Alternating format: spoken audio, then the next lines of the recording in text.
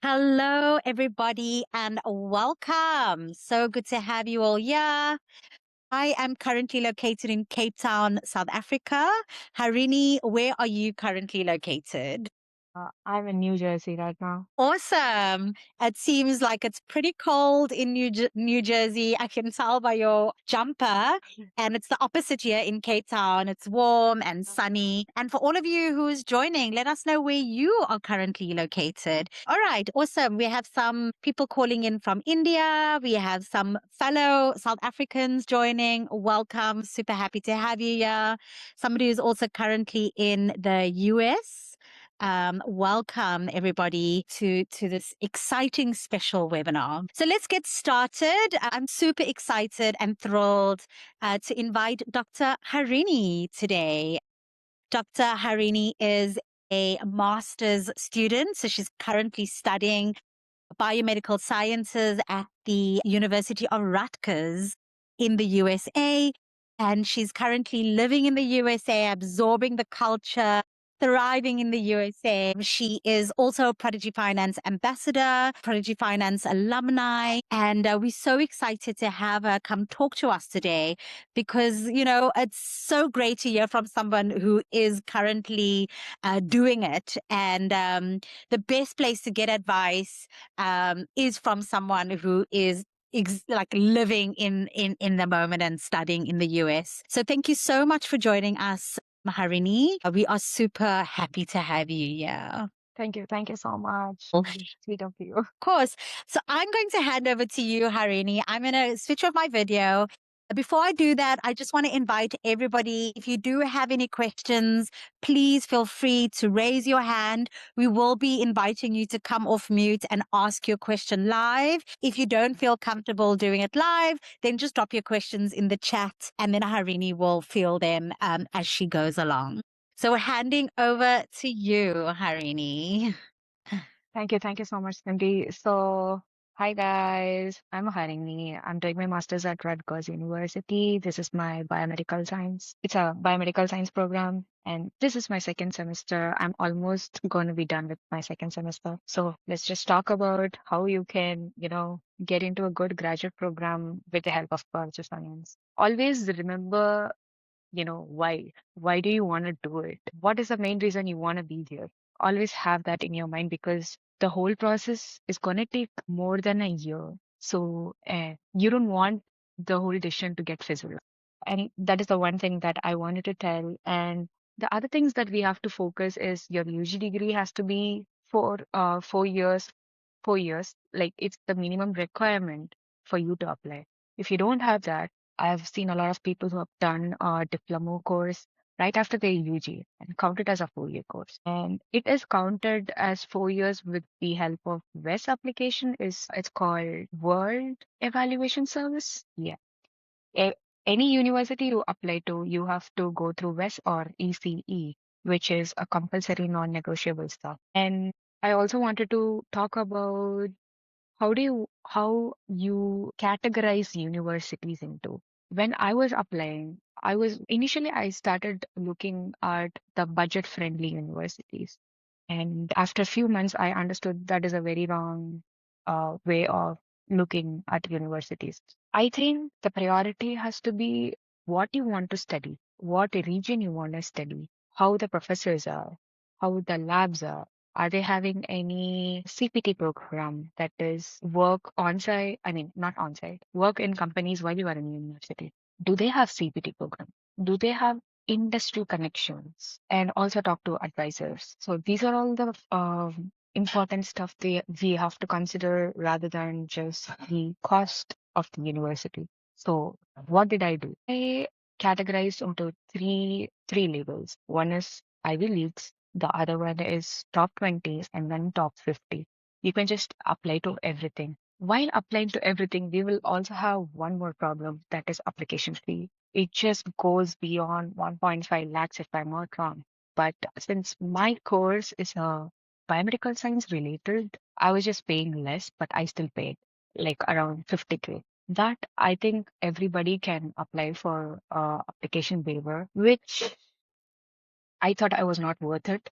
getting an application waiver or IELTS waiver. So I had to spend another 60 to 70,000 for IELTS preparation, IELTS exam and stuff like that. But I've known people who are not native English speakers, but they had their school and university education in English medium. So they can just get a small certificate from the university and upload it in the our application website and just get it waived. So we are like saving up 62K. That is something I really wanted to tell. Are we getting any questions? How do masters program from Nigeria and have been blacklisted? Okay. Although I think although it is blacklisted, you can still apply for Ivy League universities, contact professors, and do everything. You can do everything whatever you could from your side. I think it is not. I won't think it is. I don't think it's similar. I see a lot of people who are Nigerians right here in my class, my classmates. I volunteer at pantry, and I see a lot of people. So I think you could still try to do that. And I also wanted to tell that having a STEM education is very important. It has a lot of priority, has a lot of opportunities and priority over the other stuff. And also look for CPT when you're applying for the university. And of course, as I told, there's a lot of waivers right from GMAT, GRE, and IELTS and application waiver. So if all these four are being waived off, the number of universities you can apply to can be increased. But while increasing, don't reduce your quality of SOP and LOR, which is very, very important. SOP, just your story. It doesn't have to be anything dramatic. It just have to be something very simple that happened in your life that made you pivot into this route. That is all they are asking. Very simple. So you just have to have the SOP very simple but very thoughtful and impactful. That is all it is needed. And then and there is a visa process, which I had no idea until I got the admit. I thought it is going to be very tough. I mean, it's going to be very intense. So let me take care of it later. That is something we should not do. We should always learn about the visa process when we are already in doing our university application process. When you get your I-20, we are supposed to show the university that we can fund ourselves for 2 years, and it is usually twice more than what we actually spend in university. And I used my Prodigy's provisional offer letter to get my I-20, and the provisional offer letter you could just get that in like 20 minutes, less than 20 minutes. You just have to do the application, and then you'll get a code, which is your provisional offer letter. So you can just submit your provisional offer to the university, and you will get your I-20. The next important step is paying for your service. There's something called service fee that we have to apply. It helps us to keep track of the international students in the USA. So after service, you have to do DS-160. DS-160 is the actual application for your visa interview. It is so confusing, I know, but that's how it is. So DS-160 is almost like 6 to 7 pages of form that we have to fill. It has to be so accurate, right from name, address, and everything. Doesn't have to be.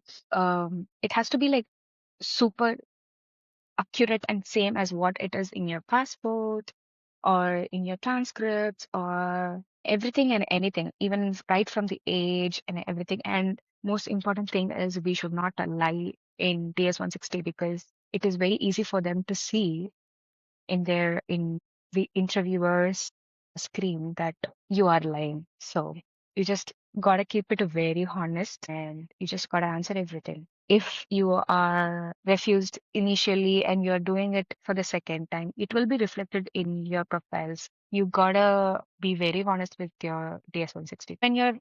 Meanwhile, when you're doing your DS-160 form, you could also upload the list of documents that is required in Prodigies.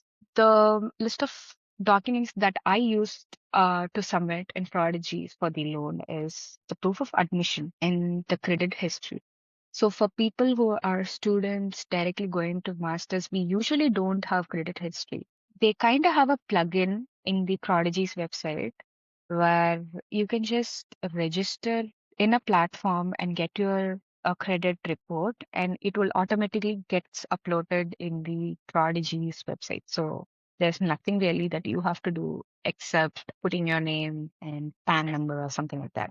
So it is kind of easier for the students, and you don't need to have any credit score, or you don't, it is not very important to have a high credit score, is what I'm meaning to tell, because obviously we don't have a loan throughout our UG, and some people do, but it's not really considered 100%, I guess. And proof of current address, and yeah.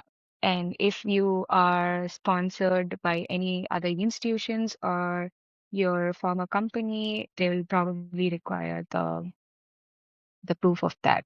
And that's all it needed for me to, verify my documents in Prodigy. And it took almost like 10 to 14 days to get my actual match. Match is something that is when my loan is processed and the funding is matched with the fund what they have.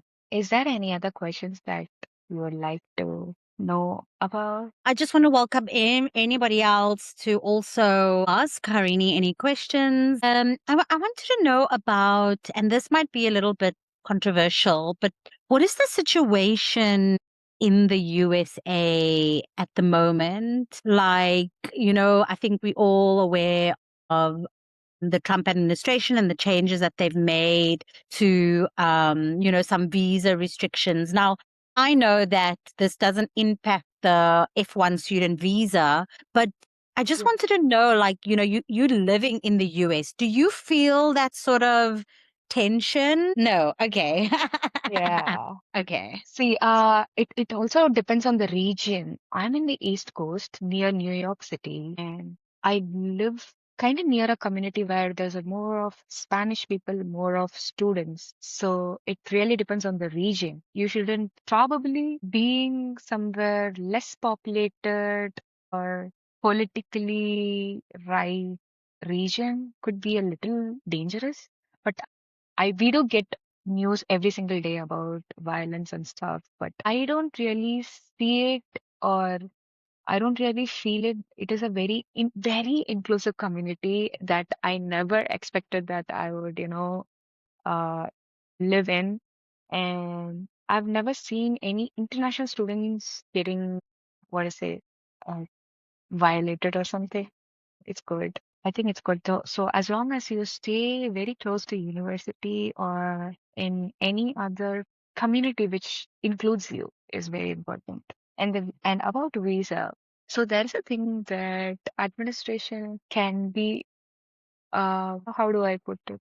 A person can, minister or whatever, have, I mean, be in the administration for only 10 years, I guess, if that's not wrong. So the administration could be changing in few years. When if I finish my graduate program at 2027, it's almost, their administration is like almost over. So for the people who are coming after me, it is going to be a very different ballgame. It's not going to be the same. But I'm sure it doesn't going to affect F1 students. And the other thing is the H1B rules that they have been talking about. It's not for the F1 students. It is for the people who are directly trying to bring employees from other countries. They have to pay the something. It is not for us. The other changes that they have brought from this year is the level of job you're doing. There's like four categories. The smaller category is like probably a research assistant, and then comes research manager or something, and then comes PI, uh, principal investigator. So if you're a PI, the how do I put it? In the H1B cycle, your application could be for four times, like four times your application. So more chance of you getting H1B. If you are an assistant, the number of applications that you can put is less.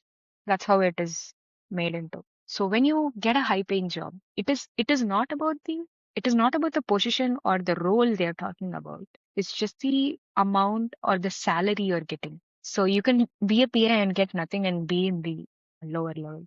You could probably be a assistant or something, and probably you are a partner in a startup company, and you can actually give yourself a visa. So it really depends on the skill, because US honestly, they want people with skills. So with the right mindset and with right skills, you can just do it. Is there any other question? Awesome. Did Thank I you so answer? much. There is another question from an anonymous attendee who has asked, did you take help for visa and DS 160? This is a really great question. Yeah. So a lot of people took help from other consultancies for filling out DS-160 and visa application and slot booking, which is for me it was 100% uh, scammy, I guess. I wasn't really, I wouldn't vouch for them, but I did do my DS 160 from attorney, not a consultancy. So that is the difference, right? I don't really, I honestly didn't believe the consultancy, because you are the only person who knows about you very well. So you are 100% focused in the form. You won't make any mistakes, even a spelling mistake you won't make. If you're paying somebody a 10K or 20K to do that for you, then you don't know how much 20Ks they are getting. They're just gonna type it in. So it's scary. I would rather do it myself, but I was scared myself. So I went through a attorney. They're having a law firm specifically for visas and stuff like that. So they have these same set of questions in DS-160. So I get to fill that primary form, and they filled out my action form. While doing this, I got to discuss with them about every questions, so we know exactly what we typed in. It is just I didn't type it in like in front of me. They did it for me, but we were all together and discussing and everything. I think that is like very important. We should just not lie. That's it. Is there any other question? And I also wanted to mention, when I was doing my DS 160 was the time when people started. It was actually little before the time when adding social media was a very big thing back then, right? So my attorney told me to actually do it, and I was like, why do they want my Instagram? Why they want my Twitter or like Snapchat or whatever? And she was like, if you don't have anything that is offensive, why do you even care? And they said it is very important to know your social media presence. So just please do it. So, and that's how I was like, okay, let me just give all my social medias to them. And after submitting my DS 160, after getting the visa interview, I mean, after getting the slot, I got the news that there was like worldwide shutdown, and they are scrutinizing the social media and all these things. And I knew people who at that time didn't enter any social media username, and they had a black slash or something. So yeah, it is just be honest, PS160, and do it by yourself. Is there anything else? Great. I hope that answers your question, anonymous Ender. And then just to everybody else, if you do have any questions, just a reminder to drop them in the Q&A or raise your hand, and you can come off mute and ask your question to Harini live. Yeah, I think I should also want to mention one more thing. Like before 5 years, 5 to 6 years, when my brother was applying in Prodigy Finance, he kind of felt it difficult to do it because of the time zone. But when I was doing my application, it was so smoother because Prodigy has a team in India. So there's no change in time zone. It is very easy to communicate. It is like super easy to communicate, which is not the same with the other institutions. Oh, that's so great to know, Rini. Thank you. And yeah, there's multiple ways that you can communicate. You can reach out to us via social media. That is the best way to reach out to us. We are on all of the platforms: Instagram, Facebook, TikTok, YouTube, whatever your preference is. You can also join our WhatsApp communities. And that's also a great way to stay up to date with any promotions that we run or any news that we need to announce. That would be the first place we go and announce it. And then also to connect with other international students as well in the WhatsApp community. John has asked, is the US still immigrant friendly, considering what we keep seeing on the news? Yeah, I also asked that question earlier, John. I don't know if you missed it, but yeah, any comments again on that, Harini? Immigrant friendly. I wouldn't say it is 100% immigrant friendly, but if you are legally living in the US, then in F1, L1, or H1B or whatever, you can, I mean, like, you have right to stay. It's not that you are illegally there. That is totally different. And like, if you're gonna work, then the type of people you are gonna be around, the the entrepreneurs or the business people or your office setup is kind of very different from what how do I put it? It is kind of very different from where these unfriendly stuff is happening. So it's more like the environment decides, how you are being treated. That is like 100% sure. So when you're in a place where you are required to be there, you are required for them to get a salary or something like that. You are in a position where you are the person who are managing everybody, doing very important stuff, then I think in a pyramid, you will be at the top or at least in the mid. So I don't think you will be you'll be able to get spashed because you are an immigrant. The administration themselves are not from US. So yeah. Continue to consider the US as an option for study abroad.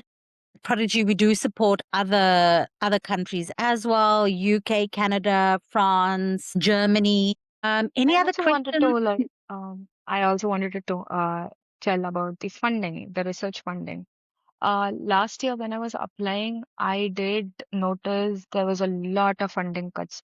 Too much right to left. There's like so much, and people were telling it is the bad decision to go to the US at this point of time because there's a lot of funding cuts in research aspect, the scientific aspect. Although it is, when I came here, I didn't know the state universities get a separate funding, not the federal funding. So my university is actually well funded right now, like super well funded. So it depends on what category of university you are going into. That is something very important. I wish I knew this earlier 1 year ago. I would have chosen a better university. Great. Thank you so much, Harini. So we've got 2 minutes left. Last bit of advice you have, Harini, to the attendees today and any other international students who is considering studying in the US. What advice do you have for that student? I guess the most important thing is don't doubt yourself. If you think you would love to do this specific course, if you would love to be in this specific field, just go for it. That is the only advice because I'm from a different background. I'm a clinical I did a clinical degree and right now I'm in a scientific degree. Like I've like changed my degree, I changed my path. Although I did, it is not easy, but it is always doable. It is always doable when you have the right support around you. Talk to the professors, talk to the advisors, talk to the fellow people. Also, even before starting your application, you should talk to the senior members at the university through LinkedIn or through other Facebook groups or probably like the Prodigy Finances group. You can just in WhatsApp, you can just type in, is there any current students at this particular university? And connect with them and talk to them. I think that is very important and it is a very long process. The whole application and visa process is like more than 8 months. So you should always stick to the plan. And, if you really want to go, keep that in mind. Keep why. Always remember the why. Why do you want to go? What is the reason behind it? Always remember it, stick to that. I've seen people who, applied to US, got into US universities. And because of the current political climate, that is 1 year ago, they had to change their way of thinking and they were searching for other universities in other countries. And they ended up not going. They ended up with not taking the risk. I think it is risky. It's definitely risky, but it's worth it, is what I want to say. Great. Thank you so much, Harini. We really appreciate your time and you sharing your story with us. We wish you all the best with your second semester. And and if you want to stay in touch with Harini, you can.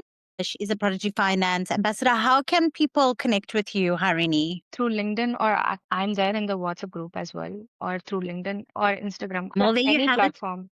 It's Awesome. Oh, thank you so much. So there you have it, folks.